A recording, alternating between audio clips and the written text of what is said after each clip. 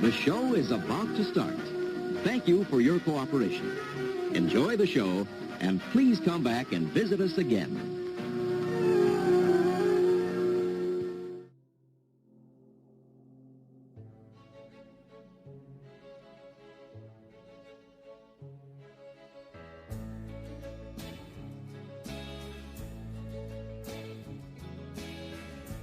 All right, everybody, and welcome to episode 175 of the 9 Years podcast with a very, very, very tired Nick Draper and an also similarly tired face of the BBC Sport website, Mr. Stuart Deakins. Stu, have you recovered from Tuesday night's draw at Luton yet? Because I don't know if I have recovered, but I'm on the downward slope now after all the high and the adrenaline of the injury time equaliser and all that jazz, and now I can feel myself crashing, which is a bit of a worry because we've got a podcast to get through. Yeah, I won't lie. I was struggling. Obviously, everyone knows we recorded this on Wednesday because logically that same time we could have recorded it. I didn't go. I watched it on iFollow. Do you know what? Like, I'm exhausted. I think we all are as fans in terms of, we're trying to look at everyone else's score and trying to see how many points do we need and was a draw good enough, and it's just an emotional roller coaster. And 2 games to go. I was saying to you before we recorded, I'm so anxious at the moment, and the last time I felt that way probably was back in when we got promoted from League Two. It's just it's all to play for, and it's just It's hard work being a Wimbledon fan at the moment. Oh man, is it hard work? Do you know, I'm in a similar position to you about anxious and nervous about Saturday now. So for what seems like, Stu, honestly, it sounds like I've been saying this for every game we've played over the past 8 years, right? That's how long it feels like. But we come after a result and we say, right, after the results on the weekend, we're 1 point away from safety. We've said that every week now for the past I don't know how long. It's so frustrating. But then I did get the nerves and the anxiety thinking about the Wycombe game on Saturday. About lunchtime today, after all the highs and you've got the injury time equaliser, you've got an unexpected point away at the league leaders, and it's all up, and then you've got all the celebrations that happened afterwards and the real feeling of coming togetherness under the manager and the team and the squad of players and what have you. And then there's suddenly that moment when you just go, oh, this could go so wrong on Saturday. It's that moment of Hartson against Villa, sort of, we're definitely staying up, amazing celebrations, to 1 week later being down. And against Wycombe, a certain set of results, and we will be confirmed relegated. So we could officially be relegated on Saturday. Yeah, and I think that's where we are now, isn't it? It's the business end of the season.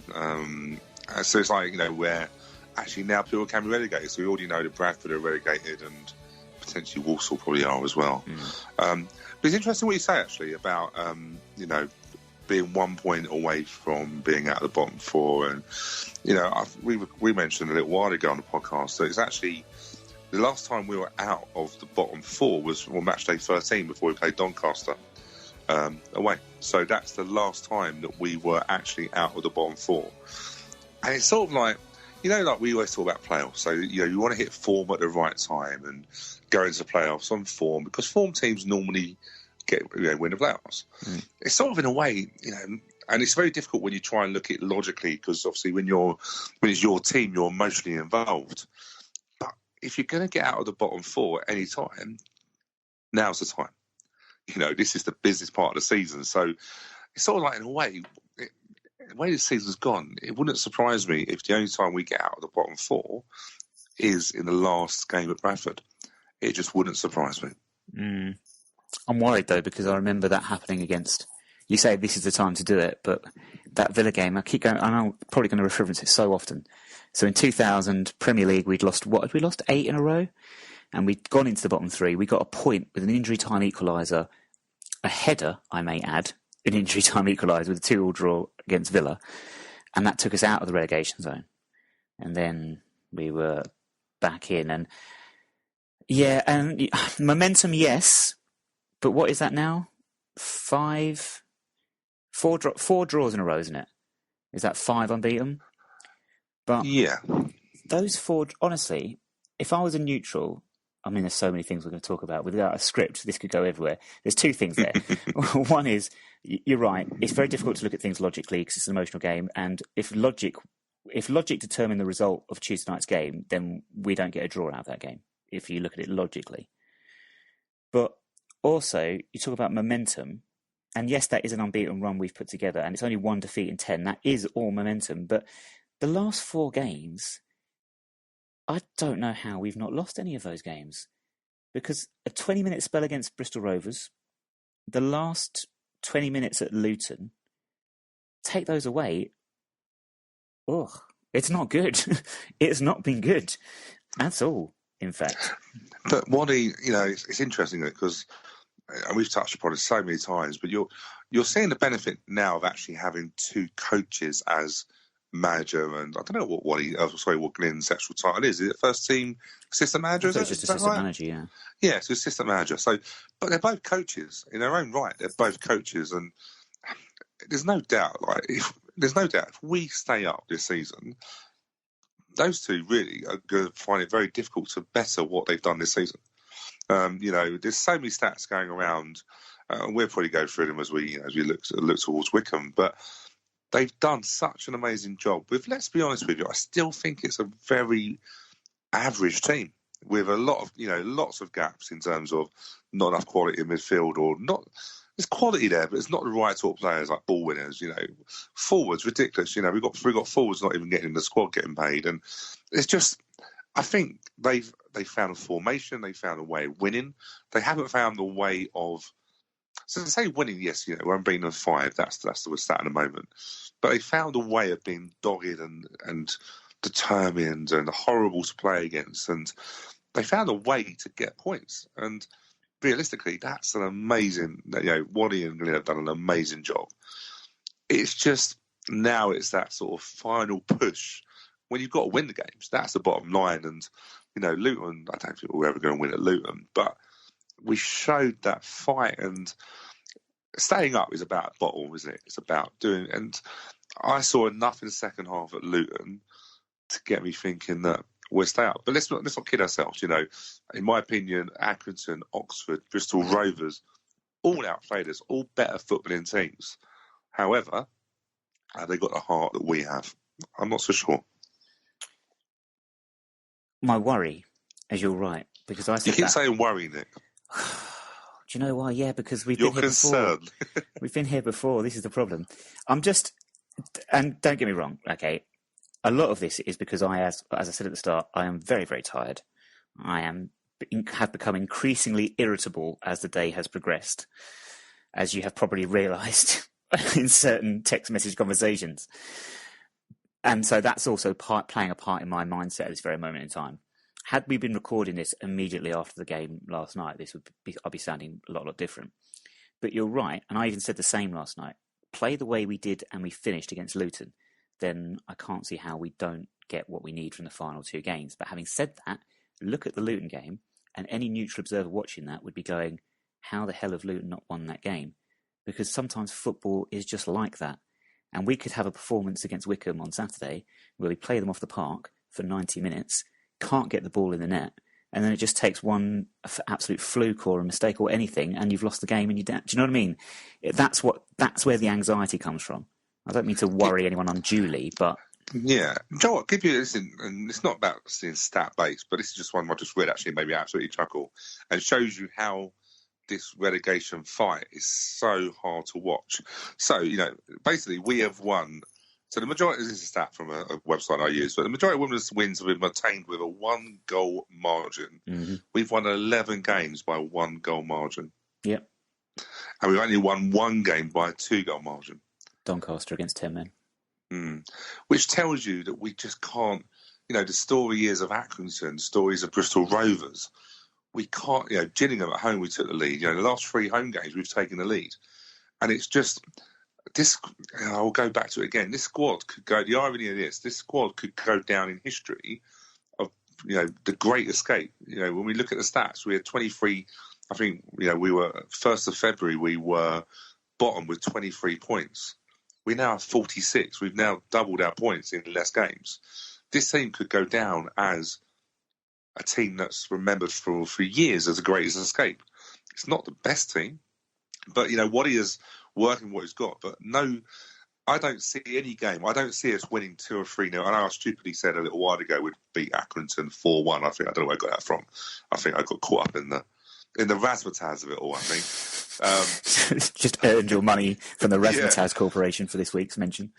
But, the realistic thing is we are not going to knock Wickham out of sight on Saturday. We're not going to win 2, 3 or 4-0 realistically, because the stats don't suggest that what's going to happen. And that's the problem. So watching this Wimbledon team at the moment is just so tough. So for us to stay up, we're going to have to be dogged. We're going to have to be resolute. We're going to have to, get your goal from a Hansen. Well, Hansen scored for ages. Pickett, get a goal. We have to get goals from anywhere we can. Seddon scores against Luton. Ridiculous. How many goals he chipped in with recently? But it is. I can see where your worry is. It's just, I'm strongly believing we're going to stay up. But we all know now, if we did end up being relegated, even though we know we were like at 1 point, 10 points adrift, we would be all absolutely gutted now, because what he's given us hope, amazingly. It is amazing. You're right. You look at this squad and you look at the team, like I say, over the last few games as well. I've been like the quality. Bristol Rovers especially just think, we're just lacking quality. And then we show it in glimpses, don't we? Certain players show glimpses, but I suppose that's why it all comes down to young players' consistency, I guess, why we don't get that all the time. But, looking at that first half on Tuesday then, as good as Luton were playing and as great as the football they were playing was, we didn't half make it easy for them at times. Yeah, we just stood off them. Luton wanted to start fast. They probably done that at home to a lot of teams. I recall them scoring a lot of early goals.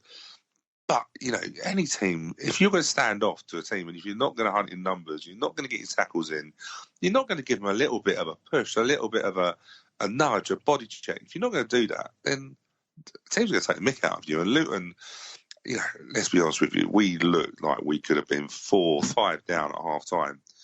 And you're right in what you're saying, we said it, this squad isn't great. What it is, though, I don't know if it's technically not good enough, but I think experience of big games, experience of League One games. If you look at, for Seddon, for Canimbai, Connolly, there's not a lot. Hartigan, Hansen recently hasn't got a lot of experience in League One games playing. But there's such a lot of youth in the squad that last night they needed really the old pros to go around and really say, do you know what, you're not going to take the mick out of me. If you're going to go past me, I'm going to take you out. We're not frightened of doing that. But yeah, we sat and reminded him, and Waddy made a comment in it at half time, at the end of the game, saying that some of these kids have watched too much Champions League where they just ping the ball around. That is not what, they need to get tackles in, they need to get amongst them. And he did say something that made me chuckle. He did say that at half time there was a one-way conversation, which basically means he read the riot act. And I would love to be a fly on the wall, because I think when Waddy loses his temper, it goes, doesn't it? But did they respond? Because they come out and all of a sudden Luton, who could pass the ball from back to front, 10 passes here, and playing midfield as if nobody was around them, all of a sudden started making mistakes, because actually, do you know what? We weren't standing there and looking at them for once. Yes, and that last 20 minutes, they couldn't get any possession at all, to be honest with you. And the ball was coming back at them. We didn't create anything. We didn't have it. We had one chance, didn't set in the back post. Their keeper didn't have a save to make until the goal at the end. But certainly the momentum, to use that word again, but all the pressure, everything was with us at that stage. Because, as I say, they couldn't play the football like they had been playing. That said, on the counter-attack, when we go away, they still got chances. But you're playing the team top of the league, aren't you? Which, to be honest with you, as we're going into the final stages, I wasn't feeling disappointed that my disappointment was, it wasn't the fact we'd lost because we're going away to Luton. I wasn't expecting to get anything anyway. My disappointment when it was closing into the final stages, and I think we had the back post header, and I thought that was it, and that was chance gone. That was Hansen, wasn't it? Was it Hansen? Sorry. Yeah, it was the Hansen chance. The Hansen chance. Yes, because Civic put over a peach of a cross at the back post. But my disappointment wasn't so much that we'd lost the game. It was to do with the second goal. I have never been I promise you, never been so angry at conceding a goal. Of all the goals that we have conceded this season, which have been horrendous defending, that for me was the worst. Because it's the most simple, easy goal any team will ever score. So it's very difficult to see. So I watched it on iFollow, and I watched it back a couple of times because it rattled my cage as well.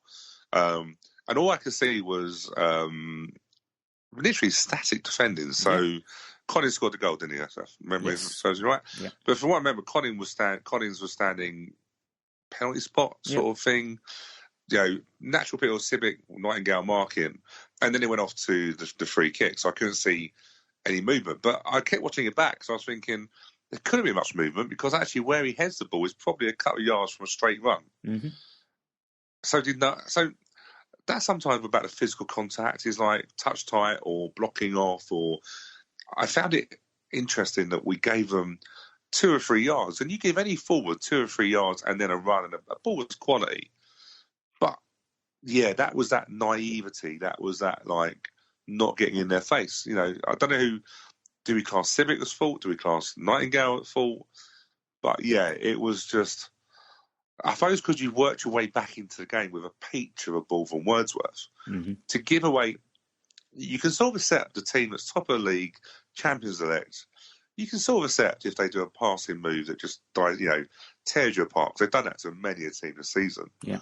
But set pieces, they're the goals come. Goals do come quite a lot from them. But surely, when you're in a relegation battle, you don't give cheap, nasty, horrible goals away like that. Mm-hmm. And I can't add anything more to that. Just a horror show. Absolute horror show. It's like they'd replaced our players with cones. Did anyone, out of curiosity, did anyone react at all? Because it was a bad goal to concede. Did any? Because obviously, when you're on iFollow, you see the celebrations. Did anybody react about how bad the defensively it was, or did they just shrug their shoulders and go back to the halfway line? From memory, any time I saw one of our players react and give any of our other players any stick, shall we say, for what they'd done, I only saw one player do that all evening, and that was the goalkeeper, unsurprisingly. From memory, no. From memory, Civic and Callumby and Nightingale were all sort of looking at each other, like, what's happened there? We just switched off. It's just concentration, but you can't afford to. We got away with it. We got the equaliser. I should stop whinging. I should stop moaning. We got the point. We dug it out. But you're right. You're right to be disappointed. I'm disappointed with it because we, as I just said, we don't win games by big margins, by 1-goal margins. So a set piece could be the difference this season of us staying up or getting relegated. That's the bottom line. If we can't afford, we're playing. We're going to do a review of Wycombe, but we're playing Wycombe on Saturday. Who set pieces? Their goal against their goal on the weekend was a set piece, was a free kick. So and if Bayo plays, we basically know if we switch off from a free kick, Bayo's going to have you. So yeah, that's something we've got to desperately cut out. And we haven't been bad from set pieces, but it's something that I don't want it creeping in. Because I don't think Luton. I may be totally wrong here, but Luton don't strike me as a team that are the danger from set pieces. There is more from open play and just cutting through you. Yeah. There's a great example of that actually yesterday when they got a free kick just inside our defensive half, right? And had we won the free kick in the same position, we'd have got Wordsworth or Hartigan over it and we'd have slung a ball in the box and tried to get something off it. They got the free kick in that position, they passed it backwards. And then they passed it across to their fullback, and then they were working it back. Do you know what I mean? It was just like, that's the difference in the two sides. There is a difference in quality, though, let's be fair. And massive. Yeah, there is a huge one. And then you've got to look. I mean, actually, just very quickly as an aside, so there are 4 teams still in the running to actually win the division ridiculously. How Luton have got 91 points and are not yet promoted, just incredible season, really. But Luton, Barnsley, Portsmouth, Sunderland, seen them all this season. I would have to say the least impressive of those 4, Sunderland. Yeah. Some of the for the money they've spent, they don't really play much fluid football. I think the best team, it's difficult, isn't it? I thought Barnsley tore us apart at our place. Luton is interesting. Luton really outworked us for their win against us at home, the 2-1 win. Mm-hmm. But to be fair, I was in awe of Luton last night in terms of if you know, the difference was every time our fullback or our centre half got a ball, they looked unsteady and not having a pass, no outlet ball, no midfield ball, no nothing. Luton every time had 2 or 3 men on, and their pace of their fullbacks. Seddon, what didn't struggle last night? He just had to, he was up against a really fast attacking team.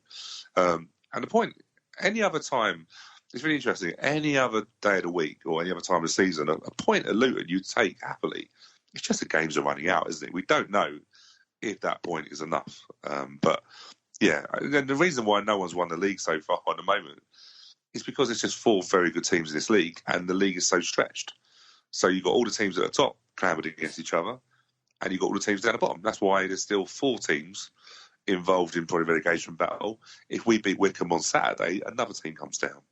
And that's the problem. The league is very lopsided at the moment. Going to be fascinating. Final couple of games, really. Is. Yeah, I don't like fascinating. I'd rather lot. Everyone, my mates at work all say, "Oh, this must be great." No, I'd rather be safe by now. I hate having to look at my phone as much as I don't know where to watch. I don't know where to look at my phone. I don't know where to look at the pitch. I don't know whether just to put my head in my hands. I can't. 2 games. This is going to be horrible. Saturday, Wickham is going to be one of those games I just want to know the result of. I have no interest in sitting through the 90 minutes that goes before it. No, I think I might nick one of Thomas's nappies, to be fair, because I think it's one of those games. It's going to be a... You're basically saying you're going to shit your pants. No, because I'm a grown man. But, what? Are we sure about this one? I'm just saying, Joe, I'm not going to cut my nails. I'm not going to... I don't know. I'm just going to try and do anything to take my mind off it. I think I'm going to be watching through my hands, if you can't watch through your hands, but my fingers. Fingers, yeah, there you go. Yeah, my fingers. But you know what I mean? It's going to be literally when you get. Someone said the other day, I remember reading saying when you go in promotion, if you don't go up, you don't go up. You still stay in the same league. Relegation, no one wants a relegation against their name. People keep saying, League One, League Two ain't a big problem. We can still get back up. It's not the end of the world. It's relegation. I don't want a relegation. And these players don't want a relegation. Wally doesn't want a relegation. Yes, we know in time, but I don't know. Wally and that don't want a relegation against their name. And I've only seen one relegation, and that was the one, obviously, we're referencing when John Hartson scored against Villa to give us that hope. But yeah, I don't want to see it relegated. It's horrible. Can you say Wally doesn't want a relegation 5 times really quickly, please? No. Please. This is the new Game Food podcast. Wally doesn't. Go on, you do it. Wally doesn't want a relegation against his name. Oh, yeah, that was once, and that was no. He's got to be. Wally doesn't want relegation. See, it's very difficult. Wally doesn't want relegation. Wally doesn't want Oh, it's so difficult to say relegation. Relegation or relegation? Unfortunately, that's what came out. So it was. Wally doesn't want a relegation. Jonathan Ross would struggle, wouldn't he? Yeah, but he's not managing us. Oh, I see what you're saying with the tongue twister. Yeah, sorry. Anyway. With all that going on, I've totally forgotten where we are. So let's focus on for a moment then. We do have more positives to take from the written game. 2 goals of quality for different reasons. So yes. The equaliser, Joe Pigott. Right, Joe Pigott scores goals. He does nothing else. Do you know he actually fouled on Tuesday night and he got booked for it, which was fine. I mean, he broke up play. It was a foul. It was a booking all day long. Not got a problem with that. He then tried, somewhat foolishly, having already been booked, to do similar later on in the game. He wasn't strong enough to actually make the foul. He is the strangest player I think I've ever... I really do mean this. I can't think of a player that has been so important in scoring goals and picking up points with his goals, and yet doesn't seem to do anything else. No, and do you know what? He's picked... So what I'm looking here, 16 goals in 46 appearances. And I'm looking here, he's got 8 goals in his last 12 games. So if we're going... So we have to... Hey, look, Pigott's a weird one, and we were discussing this, Pigott is a very difficult player to like. And I mean this with all greatest respect to Pigott, but he's not a Lyle Taylor or a Tom Elliott or a Danny Kedwell or a Bayo. He's a really weird character to warm to. I mean, sometimes that's half his battle. And but you can't argue, he scored a hat-trick against Rochdale on the 19th of February, when we probably were still about good 8 points adrift down the bottom. But in the last 12 games, he's picked up 8 goals. You can't argue with that. And I thought on Tuesday night against Luton, he was a pick of our forwards in terms of great header. Hansen, disappointing, but great header and an assist for the goal because, he gets the ball from Civic and he gets his shot saved and the rest is history, as they say. Yes, and the second goal comes from a great little reverse pass from Wordsworth, which is all made possible by the fact that Civic makes a run ahead into a good area. So, flash of quality, Civic is one as well. It's another the strange case of Toby Civic. Now, I think I said this to you on Tuesday night. Let's keep up kayfabe here. That he is a player that his feet move too quickly for his brain. And when he has time to think, things don't really go so well for him. But when it's instinctive, technically, he's pretty decent. So when he doesn't have time to think, he can make things happen. But when he don't, I can't think if I've got my words in the model there, but when he has time to think, he doesn't make good decisions. No, and he was involved in both goal. We can't say anything anymore. That's because he was involved in both goals. So him and Wordsworth pressed high in the top right hand corner of the pitch. For the first goal, managed to get a mistake because Luton wanted to play out from wherever they could, and then Civic gets the ball to Wordsworth and he chucks a great cross in where it's one of those goals where the ball's so good that the forward literally just nods his head and thanks you for the cross because all he's got to do is get ahead to it.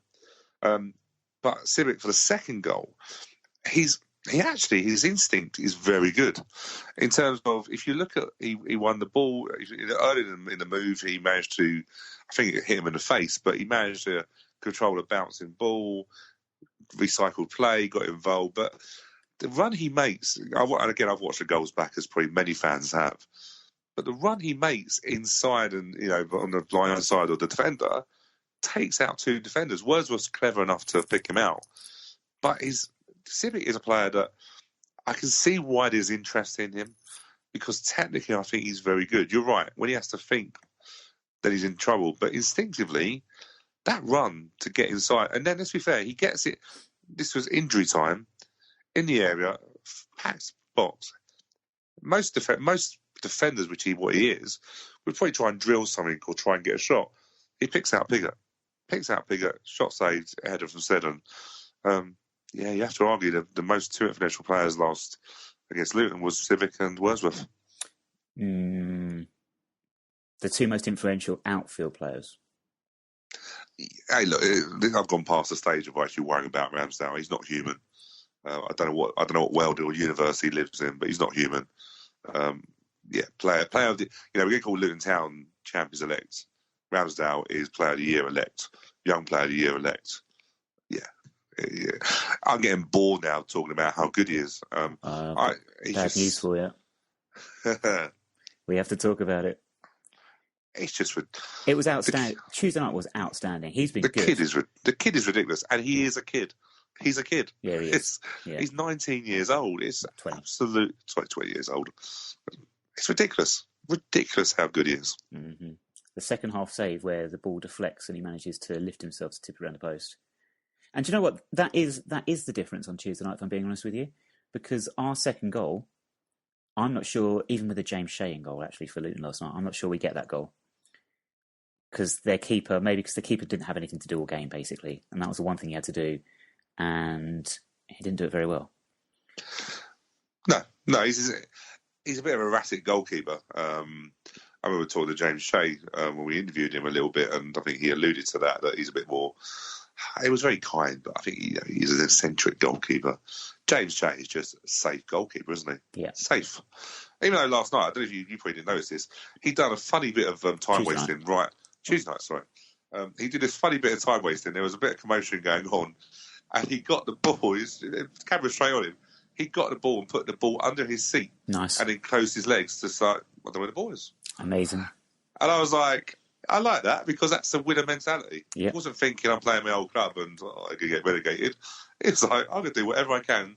Because let's be honest with you, he's going to pick up potentially a League One Champions medal after getting released and bombed out by us. I know. Should never happened. And now he is officially a poster boy at Luton Town because Is he really? Well, on our little... Are they all ugly then? Well, no. Luton is the home of beautiful people.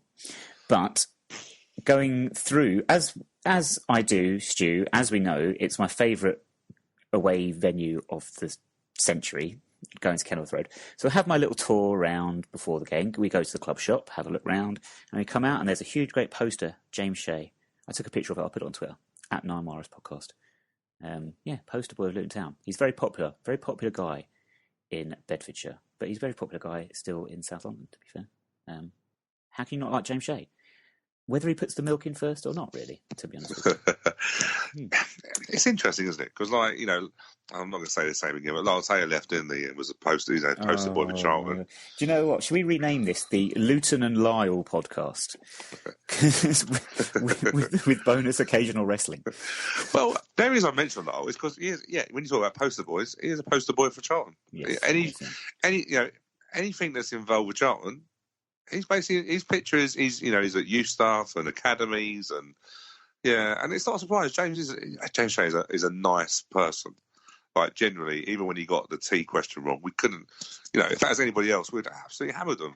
But James, we felt sorry for him. Do you know what I mean? Generally realised he made a mistake and would forever be remembered, in that light. But do you know what I'm looking forward to when we move home? Is for us to have poster boys. Mm-hmm. Now, be careful you say that. Oh, we had this last week. Do you mean, should we start that again? You want sort of posters around the place that are selling our club and promoting our club and making the place look more attractive? Is that what you mean? Yeah, because do you remember when we were going through the leagues? So when we started doing combined counties, we set little. We weren't doing a podcast then, but if we were doing a podcast, we would have been talking about little milestones. So one of the first milestones was to get your score on Sky Sports, and then one of the next milestones was to get squad numbers and the names on the back of your shirt, and then for me was to get yellow and blue nets. And it's like, there's little milestones, isn't there? And I think for me now, the next milestones is to move home, which is a massive milestone. Then to just have like what other clubs do, like posters of players and marketing. Do you know what I mean? Fully marketing. And my final one is to have a jumbotron. Oh God! Yeah, which I have spoken to before he was chief executive. I did speak to Joe Palmer about, and I won't give anything away, but he did actually say it's not impossible to get that. So I think once that's done, I don't know what else. I don't know what other milestones I need after that. The stadium will do me. I think I'm quite happy with the stadium with blue seats with yellow writing on. But isn't there things that you want at the new stadium that, like a little like Alexa Bliss? Yeah. Well, I don't know. Maybe are we going to allow to have other events there? Do you know what I mean? Oh, Stu, what have you? This is amazing. What you've stumbled on here. We could have wrestling events at the new stadium. How good would that be? As long as it's not like Mickey Mouse wrestling. Do you know what I mean? Like, well, it's a cartoon character. I mean, it's not going to happen. We don't go back to the days of Big Daddy and Giant Haystacks. Do you know what I mean? Like, we want that. Don't want to see a geezer. I should say a geezer bird. Isn't Big Daddy a safe word? We get in trouble.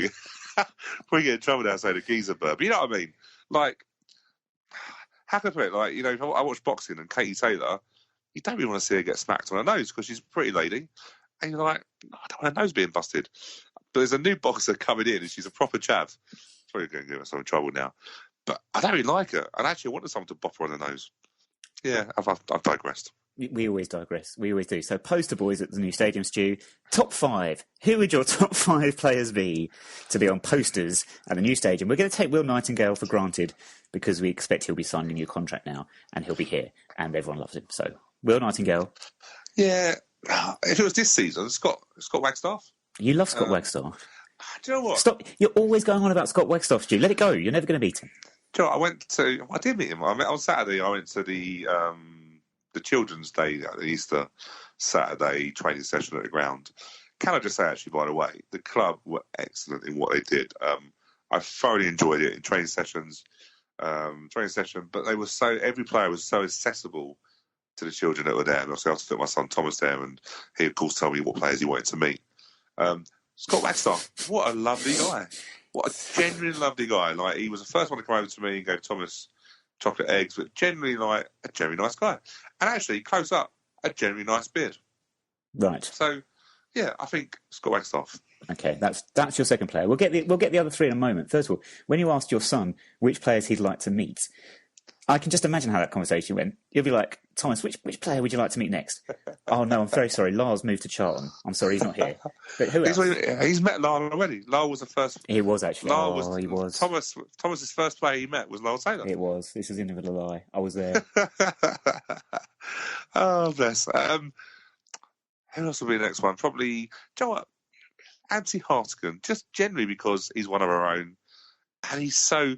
Even when I met him, he's shy. He's just shy. Just like, just don't think he never takes. I can imagine Vinnie Jones being the same midfield as him back in the day. Oh my days, Vinnie would have been pulling his hair out. Do you know Hartigan strikes me as an Ardley type character? Because Neil Ardley in that sort of dressing room with some of the players he would have shared a changing room with, you wouldn't necessarily put them together, if you know what I mean. But I think because of his work ethic and his quality, he just sort of gets on with it. And I think that's probably true of Hartigan as well. Yeah, it does. I suppose my other two would be Toby Simic and Aaron Ramsdale. Okay. If it was this season, of course, there's actually... I've checked with the statisticians, Stu, to check the percentage chance that Aaron Ramsdale plays for us next season. And 0% they've come back with. Absolutely no chance whatsoever. Absolutely no chance. He'll be playing for Bournemouth. He'll be second choice in the Premiership next year, no doubt. Yeah, he's good enough to play in the Premier League already. I have no doubt about that. Right, okay. Where does that leave us then after all this, after all we've chatted about? It leaves us 1 point from safety. Still. Forever and a day, we'll be 1 point from safety.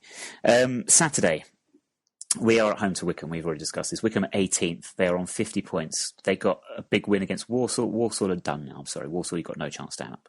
So, on Saturday, what other fixtures have we got to look at? The ones we're looking at are Plymouth and Scunthorpe, aren't they? So, we're going to ignore Walsall at home to Peterborough. Walsall might win that just to give themselves something to play for on the last day, but I can't see them doing it. So, Plymouth are at Accrington. Can they win that? No. Okay. No, apparently, from the rumours, if the rumours are true, the forward who I won't name because he walked out on us when he was going to sign for us. We'll name him. I actually can't remember his name. Ladapu, that one. You know, Ladapu. That's it. Ladapu. Apparently, didn't play Saturday. There's apparently rumours around that he didn't make himself available. He's saying he did. There seems to be players literally not playing for the manager, or the manager might have lost the dressing room. Sort of suggests that when you can see 3 early goals against Barnsley, even though, let's be honest with you, Barnsley are a good team. I can see Accrington beating Plymouth. I think it's a whole place to go to in this time of season. Accrington will get a win, and Plymouth will be in the ladder poo. Yeah, very good. I like what you've done there. Scunthorpe, fresh off a 4-0 hammering at Charlton, featuring a goal from Lyle Taylor. They host Bradford. Does Scunthorpe win that? No. I see it being a draw. Okay. Bradford at the moment aren't playing. If you look at Bradford's bench on Saturday against Gillingham, a lot of players there that I'd imagine on a lot of money sitting on the bench. Bradford are looking for next season. They're relegated. However, I just think Scunthorpe, the pressure. We say our home form's terrible. Scunthorpe, I think, I don't see them doing nothing at home. I see a draw, best result. Okay.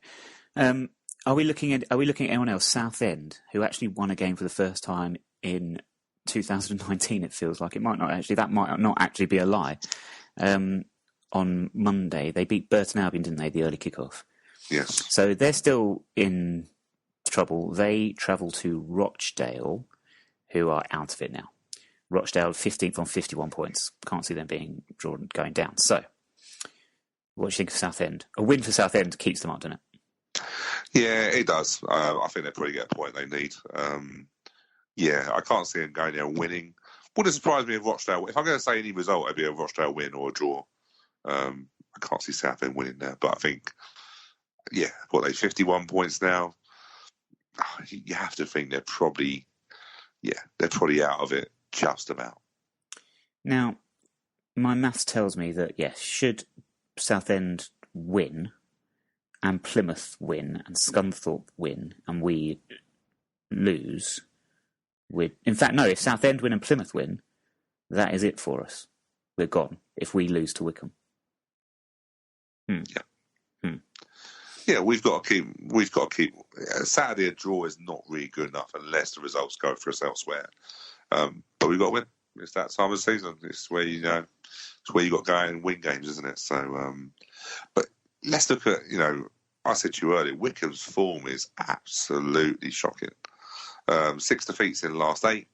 The only 2 wins they've got is against Walsall and Southend. We've beaten both of them as well. But the most interesting thing I said to you, we're basically saying a draw is not a great result for us. Wycombe will be fine. Again, Wycombe bring up to 51 points. But Wycombe, they haven't drawn in the last 7 away games. So they don't really do draws. I just feel, their form is terrible. They're one of the worst away teams. We're the worst home team. Let's not get away from the rubbish. But if you look at current form, I just think, if we're going to have any game, if you're going to pick, say, a handful of teams to play last game of the season at home to get a win, Wycombe would be in that handful. Have a prediction then, Stu. Go on. Chuck a scoreline at us. 1-0. 1-0. Fair enough. Win with them. Okay. We will all take that. Couple more things to finish up on before we do all the other bits and pieces. Kwesi Appiah and Deji Oshalaja have made themselves available, it seems, for first-team action. What do you read into this? So on Twitter, they've both come out with supportive messages about the team and the squad, and Kwesi's come out and actually said, I will be available for the last 2 games for the run-in and all this. Now, which is all well and good, but this was the day after Wally's interview following the draw at Luton, in which Wally basically said he doesn't want either of them. He didn't say this in those exact words, of course, but his phrasing about the squad of 18 was key, wasn't it? He kept on talking about the squad of 18. He said, like, Pinnock and Connolly and McLaughlin can't get in the team, not because they're not worthy of a place or whatever, because of the way he's setting up and the players he's got in positions at the moment, and that's the only reason why. But he said he'd have no problem with anyone in this squad of 18 coming on the pitch and doing a job for him. So Deji and Kwesi and Jake Jervis and Barcham, not looking good for those guys. Yeah, and let's be honest with you. Kwesi coming out and saying, did he say he's available? I can't remember the wording. Basically he said that. Yeah, I'll find the exact wording, but. Yeah. But he was available also on Tuesday night for actually what he sent in with the under-23s to Bristol Rovers. Yeah. That tells you enough. He sent Deji and Kwesi, sent them to Bristol Rovers. Yes, that's got to be a law or a solicitor's firm or something like that. Deji and Kwesi. 3 games to go. Full, captain, how can I put it? Forward, arguably on top money. He sent it to Bristol Rovers under 23 game. So that tells you everything you need to know. And the funny thing is like, under Neil Ardley, and I have to say, credits to the media guys, Rob and Chris Slavin, they're asking questions that are really. I feel what he made, and I'm not asked him to directly, but it feels we're asking a lot more challenging questions that we wouldn't have asked under Neil Ardley. But I'm wondering actually whether Wally is quite comfortably saying, ask me a question. Because we normally it's awkward. Let's be honest with you. Kwesi's out of the squad for whatever reason. Deji's out of the squad when he's fit. It's awkward. It's one of those things, I laughed at the meet the manager session with the kids. The kids ask questions that are awkward. All the questions that we would go, oh, no, don't want to go there. The kids asked them. I.e., they asked Wally, did he eat loads of curries in India? Classic question. But we're asking the questions. And I think Wally's quite happy to say, do you know what, squad of 18, no. I don't understand the Twitter. The Twitter thing's a little bit awkward. I thought Kwesi had blocked everybody, so I'm surprised we've even seen them. I don't know. Kwesi says, feels good to be 100%, been working hard behind closed doors to get this place. Fit and ready when called upon. Final push now for last couple games. English not great. Kwesi, you've got double the amount of characters on Twitter these days. You could have used correct standard English, but we'll let it go. Yes. What'll be interesting very quickly, we sponsor, we're part of the sponsorship team, so we sponsor players. We have every season for God knows how long. That'd be interesting. Because I was thinking about this. So people that don't sponsor, am I allowed to go? Are you allowed to go? You're a bit too young. I don't think it's been. I don't think your access has been revoked just yet. Okay. Depends what we say on here.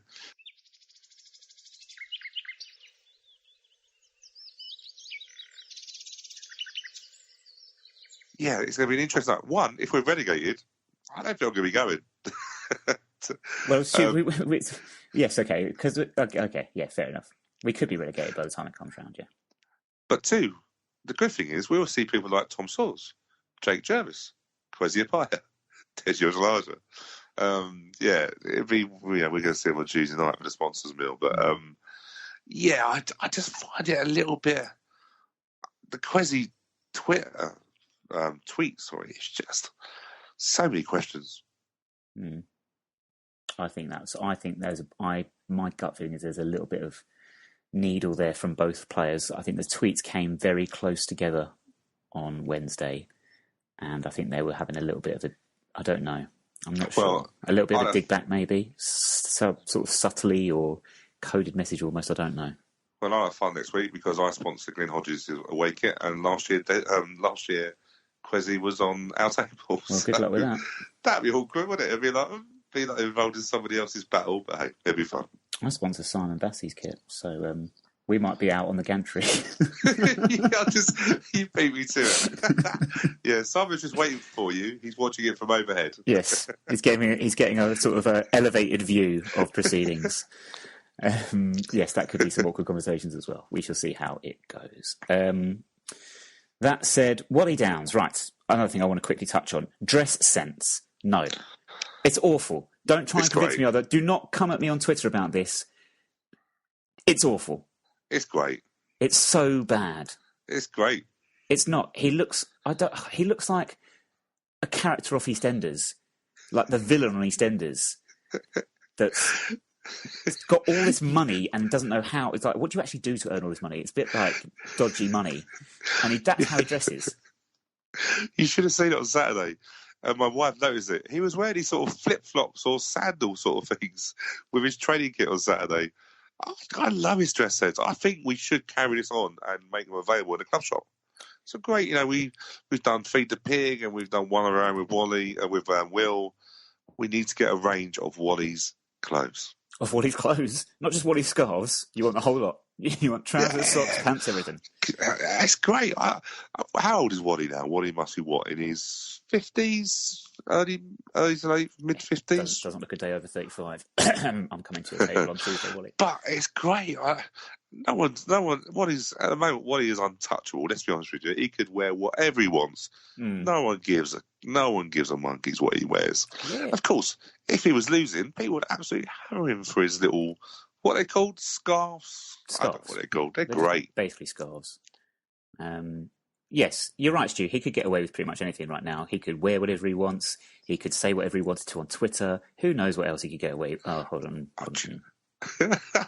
That's the point. We should put a motion into the Don's Trust for Wally to have his Twitter account reactivated. Do you know there's a fake Wally Downs Twitter, or there was one that was made? Wally Downs, who actually follows us on Twitter by the look of it. Yes, he does. Which is hilarious. It's not tweeted for still tweeting, but it was pointed out to me the other day that just before Christmas, I think, or around December time. Oh, yes, 24th of December 2018, the fake Wally Downs Twitter account simply tweeted, "I fucking hate wrestling." Well, I don't know who that was aimed at. I don't know who might be behind this account. I might now have some ideas, however. Anyway, let's leave that one there. Wally, please ditch the silk scarves. I'm not a fan. Right, players to ditch, Stu, from the Idea Awards. I've got a problem. I've not done a script this week. You can tell that my energy was very low. I think my energy has picked up as the show has gone on. I feel I'm waking up again, which is good because I've got to edit the podcast and then put it all together, so I'm going to need the energy. But I've got the list in front of me. I've forgotten last week who we cut. I know we got rid of McLaughlin. That was a definite. Yes. And I know we got rid of Hansen, much to your chagrin. Yes. Because George, who is now definitely sacked. I've sacked George 8 times today, Wednesday. So he's definitely gone now. He has been a muppet today, to be fair, George, but yeah, a lovable muppet. George messaged us today. He said, "We can be safe on Saturday. We can be safe and comfortably." I was like, okay. And then I looked at it and went, "No, we can't. But thanks for getting my hopes up, George. Thank you very much for that. Did we get rid of Terrell Thomas or Rod McDonald? We got rid of one of them. I don't know. I can't remember which one. It probably would have been, I don't know, actually. Rod would probably, I think Rod was the one that went. Okay, can we get rid of Terrell then this week? Yes, there he goes. Solves that problem. So, we are down to Ramsdale, Nightingale, Seddon, Callenby, Wordsworth, Hartigan and Pigott. And as we're running out of time, Stu, we got rid of Thomas. So 2 more. Let's get rid of 2 more. Who comes out of that list? Hartigan.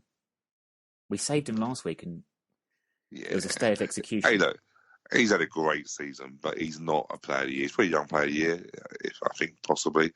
Who else do we get? Wordsworth's still there, isn't he? So the list now is, there are 6 names on this list. Ramsdale, Nightingale, Seddon, Callenby, Wordsworth, Pigott. And bear in mind that Callenby made his first appearance on New Year's Day. Ramsdale made his first appearance, I think, in February. Well, Ramsdale wins, so let's just be honest with it. So Wordsworth, Pigott goes. No, because Pigott's probably. I'm not a Pigott lover. I'll be honest. I don't hate him. I don't dislike him. I don't want to send him to another American team. But he's just not my favourite. But I think no, Callenby has to go. Ouch. He has to. So getting rid of Hartigan and Callenby in a week. Yes. You know, Ramsdale's going to win anyway, so yeah, whatever. Doesn't matter. Yeah, I think your final 3 is Ramsdale, Pigott, and Nightingale. I think that's your final 3. I think that's what we'll get down to. But we shall see. We've got 5 left. Seddon and Wordsworth are the other 2 in the final 5. We shall figure out how we're going to narrow this down to 1 over the remaining weeks of the season, which is not very long to go whatsoever. Wordsworth, however, has reminded me, we've not touched on it, celebrations on Tuesday night. I think he ended up at the back of the stand. I think he was up in someone's back garden with the rest of us right at the back of the stand by the end of it. You don't see scenes like that very often. A great moment. It's going to bug me just at the back of my head. Don't celebrate too soon. Don't celebrate too soon. Don't celebrate too soon. Do you know what? I think you should celebrate. I think it's a passionate game. I think all of the fans that had to endure that game live and even online, it was. I think you should celebrate. And Waddy made a very good point about saying that he made sure all the players went in unison together and celebrate with them. You know, everyone went to Luton, which is a lovely place, on a Tuesday night. Saw the team get really under the cosh and got a point. I love the celebration. It's a passionate game, and I want to see him celebrating. Wordsworth literally didn't bother even looking at his own colleagues; he just went straight into the crowd. Nightingale, Seddon, great scenes, and I don't mind them. I know you're saying don't peak too early. I never did. But I don't think you can fault the celebrations. Final point about all this all: Luton, best away day of the season. Do not come at me at Twitter about this. George, shut up for a minute. It's the best goddamn away game of the year for many reasons. Atmosphere being the number 1 reason, by the way, can I just say. But it's an away day. It's not that far. It's easy to get to. And honestly, what do you want when you're a football fan? You want atmosphere. You're not going to get a better atmosphere than you get in the away end at Kenilworth Road. And for all of us that were there on Tuesday night, there has not been a better atmosphere this season. So, it's not bad. It's just a rough old place. If it moved out of Luton, I'll probably agree with you. Don't try and get me to bite on this, Stu, because you know what I will do. I will bite on this. I would like to just say on this point, by the way, I would love people to come at me and tell me what makes Luton the game that gets people really thinking it's a really horrible place to be. What is it? Because there's really, in reality, there's seats. But what sets them apart? Everyone, if you look at social media, everyone at the moment is nursing bad legs. Anything lower than their arse, their bottom, they are basically nursing because the seats are so tight that people have gone mad. It reminds me of Walsall was very bad as well. Do you know what I mean? Like very tight seats. No, do you know what? I think Luton is a great away day. I've been there many times. I don't like the away end because it's just the seats are ridiculous. But for atmosphere, I'll give it to you. The atmosphere is very, very good. But they should be. They're top of the league. I wasn't talking about there. Although the atmosphere is very good at Kenilworth Road, but I was more thinking the away fans on Tuesday night. So loud, singing all the way through. the sound does generate really nicely in there. So anyway, it's an old style ground. Let's be honest with you. You go to a lot of grounds, new grounds that are just the same as everything else. Luton, all those out of place stands and different levels, everything. Yeah, do you know what? It's a very they're moved, but they're you can imagine some of their fans will miss Kenilworth Road. Oh, I'll miss it terribly. But you know what? The great thing about their move is it's in the town centre. That is a huge, big Thank plus. goodness. Because I hate these out of town grounds. They all look the same. They do my head in. But anyway, right. I think that is finally it for this week. Yeah. What else have we got to say? Ladies, they won on the weekend at Kingsmeadow. They won 3-2. Last minute goal. Rosie Russell, I think, was the winner there. 6th in the division. Probably going to finish there. So strong end to the season for the ladies. Very well done. Is that it? This is what happens when there's no script. There was no music on the show last week, so there was no music quiz. There's music back this week, so you can tweet us at 9 Years Podcast with that. Daily updates are going on until just after the season's finished on 9yrespodcast.org, so check them out every weekday and Sunday for those. Love Sport Radio will be returning with the Wimbledon Fan Show 8 p.m. this Sunday. I don't know at this stage who will be on that one. We need to sort that out ASAP. Thank you very much to Kevin and George, who did last week and did very, very well. Great show last week. That's still available on demand on lovesportradio.com if you want to listen back to that. AFC Women and Business Club. Again, I've not written a script. Make something up, Stu. Deep sea diving with Nick Barmby. Why not? Why not? Who else? Can they? We never sort of could have someone else. I don't know. Can't think. Nick Barmby sounds good. Darren Huckabee. And that's it. Join us next week. Thank you very much for joining me this week, Stu. No problem. Alexa Bliss. Bag first, milk last. We will speak to you again next Thursday.